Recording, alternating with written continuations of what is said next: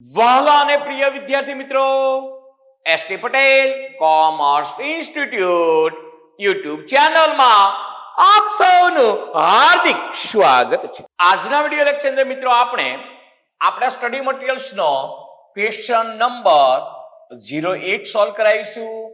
જે ક્વેશ્ચન ટેક્સ્ટબુકનો જ છે, એટલે જે વિદ્યાર્થીઓ પાસે આપણું સ્ટડી મટીરીયલ્સ અવેલેબલ ન હોય એવા વિદ્યાર્થીઓએ મારી સાથે સાથે દાખલો ગણવા માટે સામે ટેક્સ્ટબુક રાખવાની રહેશે.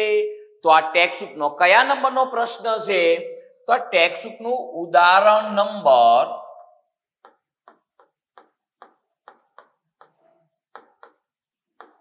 1717 છે અને પેજ નંબરની વાત કરીએ તો ટેક્સ્ટબુકના પેજ નંબર 237 પર આપેલ છે.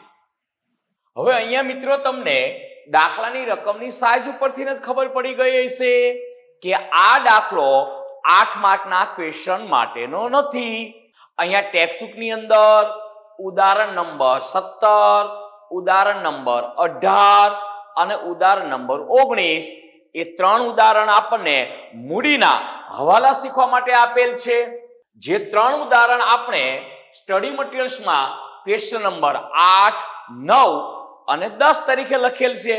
એટલે આ 3 ક્વેશ્ચન સોલ્વ કરવાથી આપણને મોટા દાખલામાં 8 માર્કના ક્વેશ્ચનમાં જે મૂડી અંગેનો હવાલો પૂછે છે તે હવાલો સોલ્વ કરવામાં સરળતા રહે. ટૂંકમાં કહીએ તો સ્ટડી મટીરીયલ્સનો ક્વેશ્ચન નંબર 8, 9 અને 10 તે મૂડીના હવાલા શીખવા માટેના ક્વેશ્ચન આપેલ છે. એ બેઠે બેઠો ક્વેશ્ચન બોર્ડની એક્ઝામમાં 8 માર્ક્સમાં કોઈ સંજોગે પૂછાઈ શકે નહીં.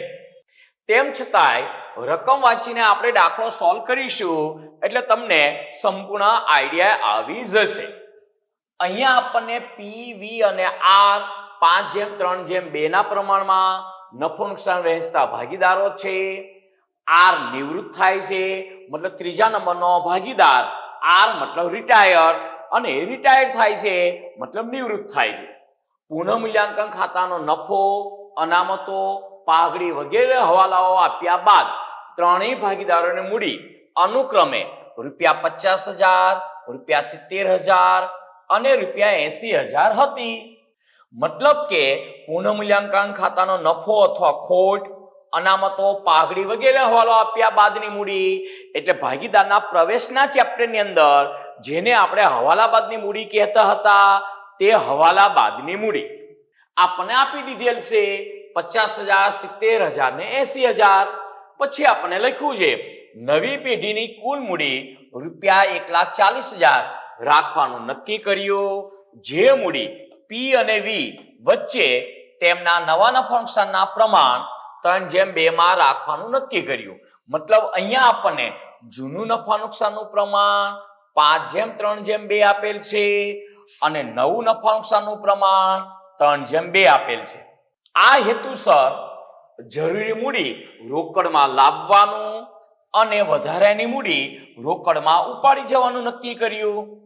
મતલબ કે નવી પેઢીની કુલ મૂડી ₹1,40,000 રાખવાની અને તે નવા નફા નુકસાનના પ્રમાણમાં રાખવાની 3:2 ના પ્રમાણમાં.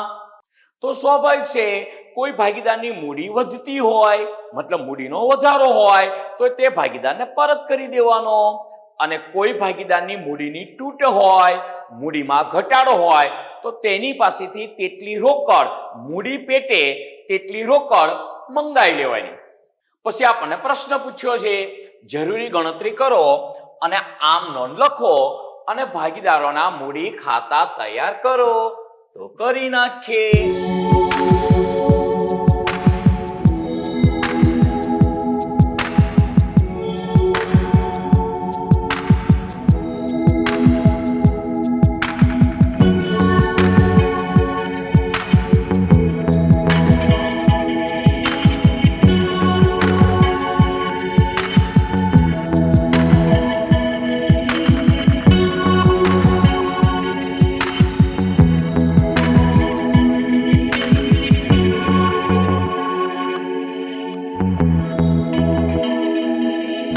ચલો અહીંયા આપણે અંદાજે 25% પેજમાં મૂડી ખાતા બનાવ્યા. હવે રકમ વાંચો. શું રકમમાં આપણને આપેલ છે? પી, વી અને આર 5:3:2 ના પ્રમાણમાં નફો નુકસાન વહેંચતા ભાગીદારો છે. આર નિવૃત્ત થાય છે. પુનઃ મૂલ્યાંકન ખાતાનો નફો, અનામતો, પાઘડી વગેરે હવાલાઓ આપ્યા બાદ ત્રણેય ભાગીદારોની મૂડી અનુક્રમે ₹50,000, 70,000 અને ₹80,000 હતી.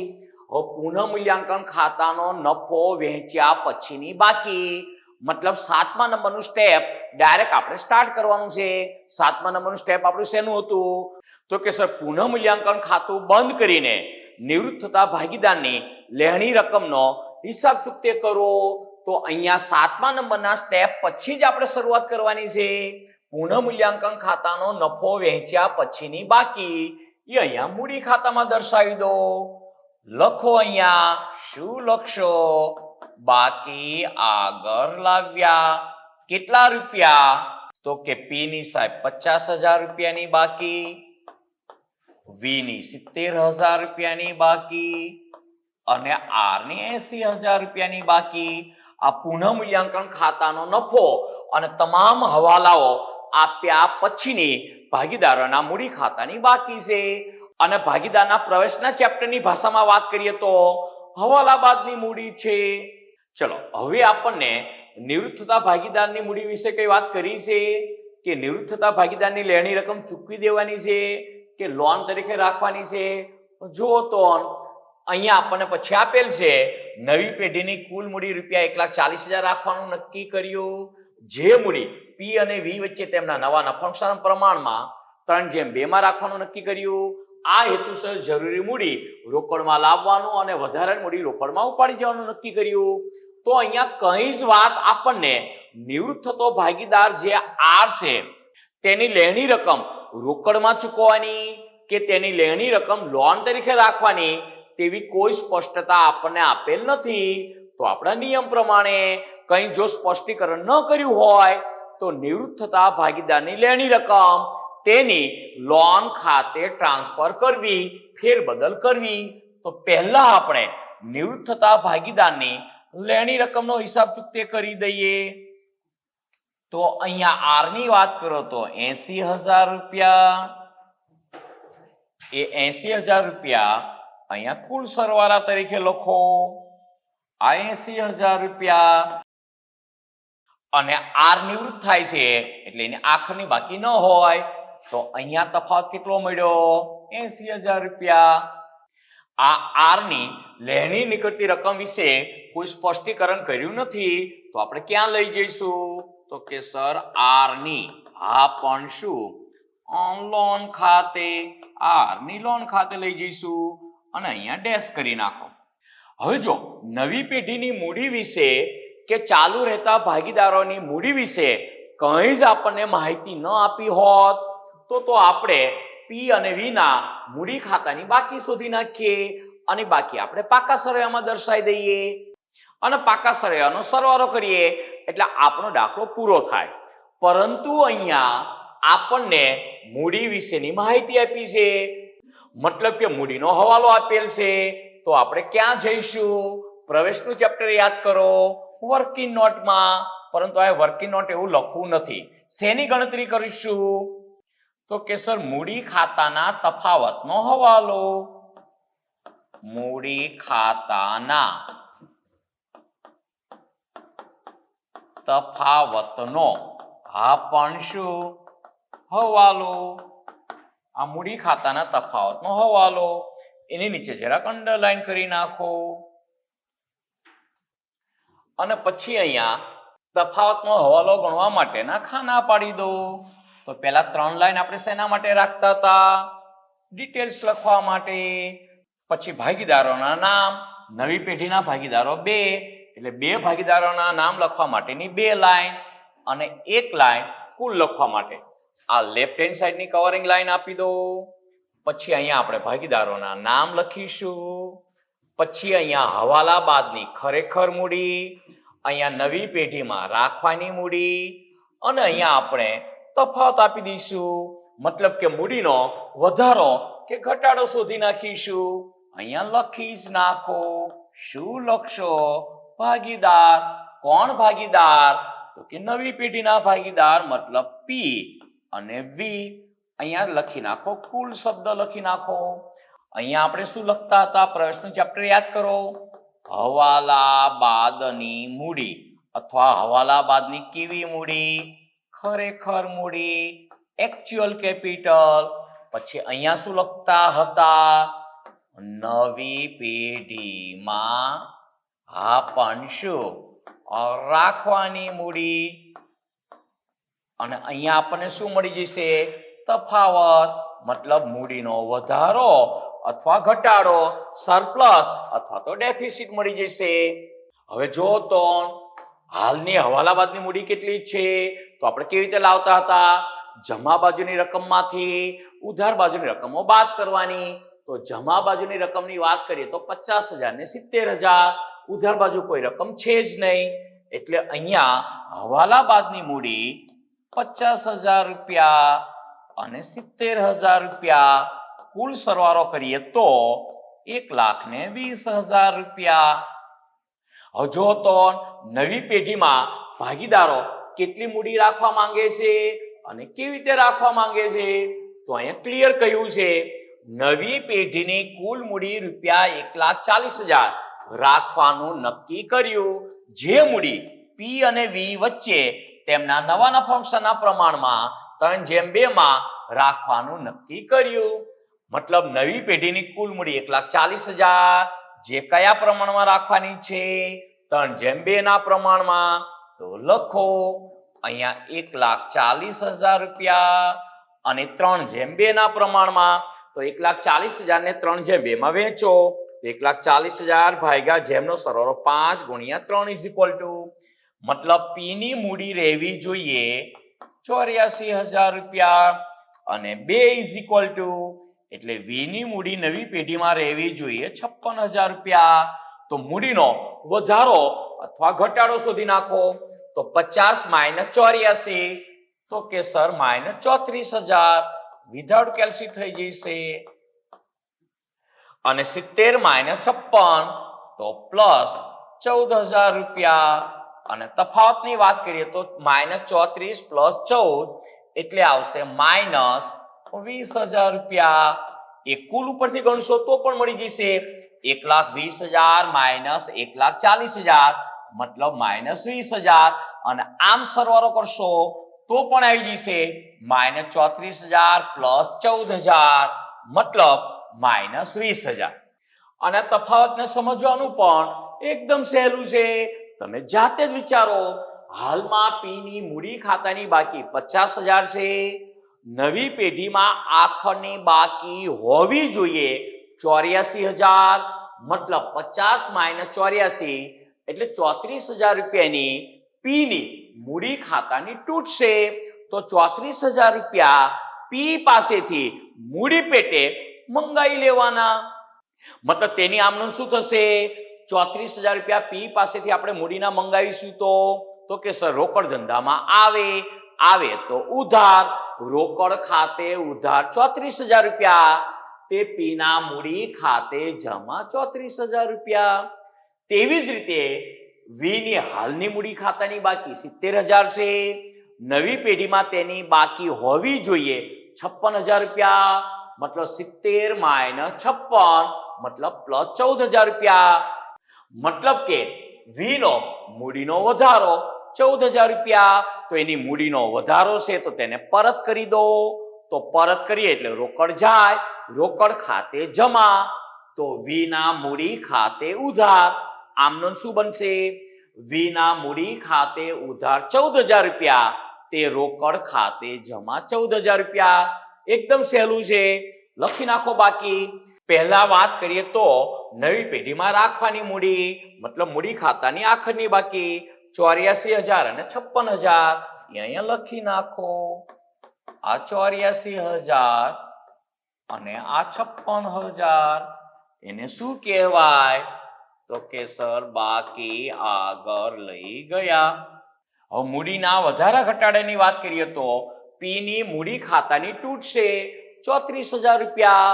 તો 34,000 રૂપિયા પી પાસેથી મંગાવીએ તો તેની શું નોંધ થાય? રોકડ ખાતે ઉધાર, તે પી ના મૂડી ખાતે જમા 34,000 રૂપિયા. અહીંયા સામેના ખાતાનું નામ લખાય. શું લખશો? રોકડ ખાતે, અને અહીંયા ડેશ કરી નાખો. હવે વાત કરીએ વી ની, તો વી નો 14,000 રૂપિયાનો મૂડીનો વધારો છે, તો વી ને 14,000 રૂપિયા પરત કરો. તો વી ને 14,000 રૂપિયા આપણે મૂડી પરત કરીએ તો શું આમ નોંધ થાય? વી ના મૂડી ખાતે ઉધાર, તે રોકડ ખાતે જમા. તો વી ના મૂડી ખાતે ઉધાર 14,000 રૂપિયા, અને સામેના ખાતાનું નામ લખાય રોકડ ખાતે. અને અહીંયા રોકડ ખાતું આપણે બનાવ્યું નથી. જો રોકડ ખાતું આપણે બનાવ્યું હોત તો 14,000 રૂપિયાની એન્ટ્રી રોકડ ખાતામાં જમા બાજુ કરત, અને આ 34,000 રૂપિયાની એન્ટ્રી રોકડ ખાતામાં ઉધાર બાજુ કરત. હવે મૂડી ખાતાનો સરવાળો કરશો તો બંને બાજુનો સરખો થઈ જશે. 50 ને 34 મતલબ 84,000 રૂપિયા. અહીંયા કરો તો 70,000 રૂપિયા. અહીંયા જુઓ તો કેસર 84,000 રૂપિયા. અહીંયા 14 અને 56 મતલબ 70,000 રૂપિયા. મૂડી ખાતાનો બંને બાજુનો સરવાળો સરખો થઈ જાય, કારણ કે તફાવતની રકમ આપણે અહીંયા વર્કિંગ નોટમાં શોધીને તેની એન્ટ્રી કરી નાખી છે. ચલો, આમ તો હવે આપણો દાખલો અહીંયા પૂરો થઈ ગયો, પરંતુ અહીંયા શું માંગ્યું છે? તો કે સર આમ નોંધ. તો અહીંયા આપણે આમ નોંધ લખી નાખીએ. લખો આમ નોંધ.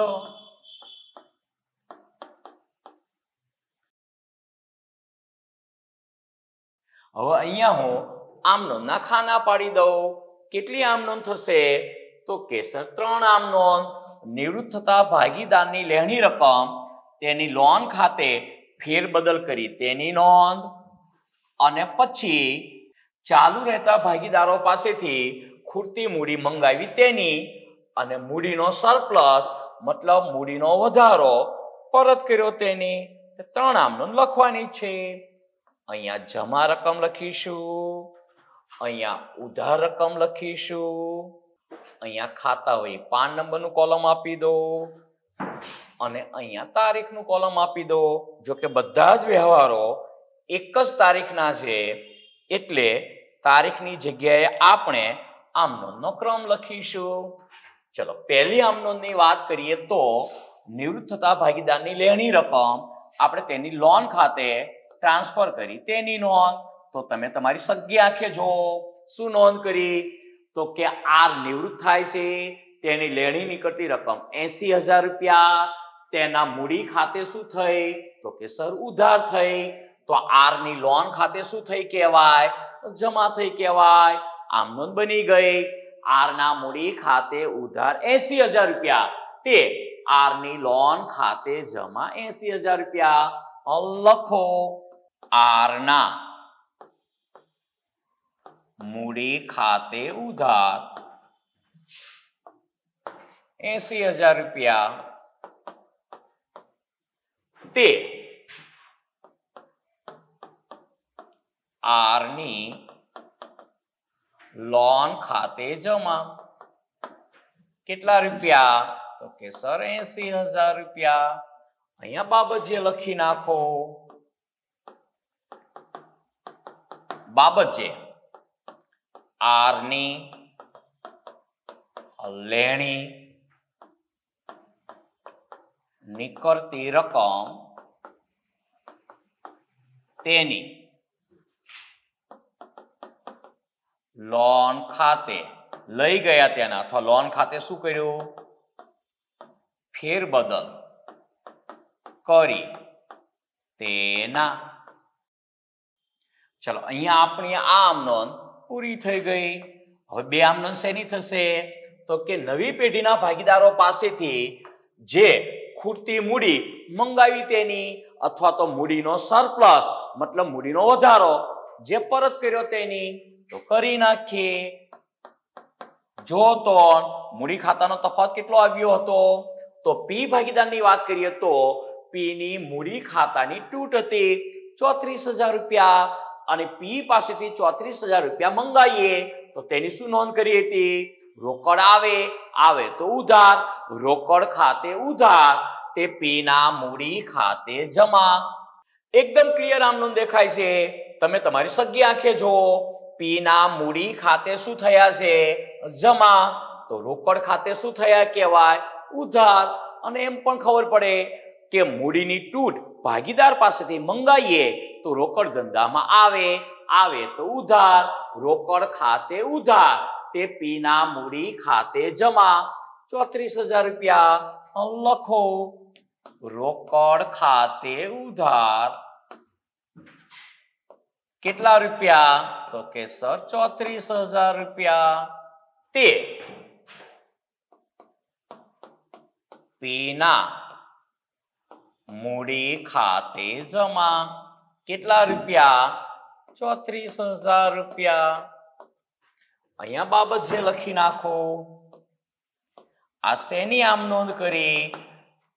તો કે પી પાસેથી મૂડીની તૂટની રકમ મંગાવી તેના, અથવા તો મૂડીની ઘટની રકમ મંગાવી તેના.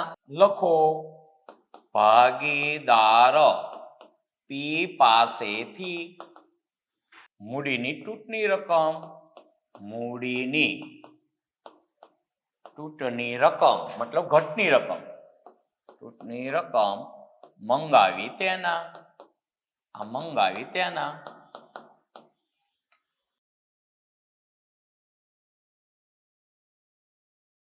હવે ત્રીજી આમ નોંધ શેની થશે? તો કે સર વી ને તેનો વધારો, મૂડીનો વધારો પરત કરવાની નોંધ. હવે જો તો વી નો વધારો કેટલો છે? મૂડીનો 14,000 રૂપિયાનો. અને 14,000 રૂપિયા વી ને મૂડી પરત કરીએ તો તેની શું નોંધ કરીએ આપણે? જો વી ના મૂડી ખાતે ઉધાર, આ વી ના મૂડી ખાતે ઉધાર 14,000 રૂપિયા. અને રોકડ જાય તો જમા, મતલબ રોકડ ખાતે જમા 14,000 રૂપિયા. લખી નાખો આમ નોંધ. વી ના મૂડી ખાતે ઉધાર, તે રોકડ ખાતે જમા. કેટલા રૂપિયા? તો કે સર 14,000 રૂપિયા. બાબત છે